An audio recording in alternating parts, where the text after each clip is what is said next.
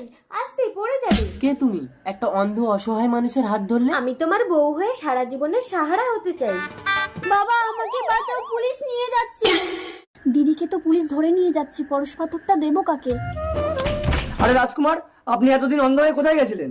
আমরা এতদিন আপনার টাকা সুরক্ষিত রেখেছি, এই নিন আপনার টাকা। এই চলো। দাঁড়ান, আমার টাকা যখন পেয়ে গেছি ওকে আপনি ছেড়ে দিন। কালী তো রাজকুমারকে বিয়ে করেছে, ওকে পরশ পাথর দিয়ে কালো কুৎসিত করে রাজকুমারকে আমি নিয়ে নেব।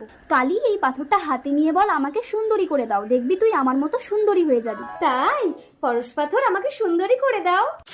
এ কি, আমি তো সত্যিই পরশ পাথর ছুঁয়ে সুন্দরী হয়ে গেলাম। এটা কি করে সম্ভব? তাহলে আমার উল্টো হলো কেন? এই পরশ পাথর আমার, মন সহজ সরল না হলে উল্টো কাজ হবে। পরশ পাথর আমাকে দৃষ্টি দাও, আমি সব দেখতে পাচ্ছি। রাজকুমার, আমি তোমার বউ।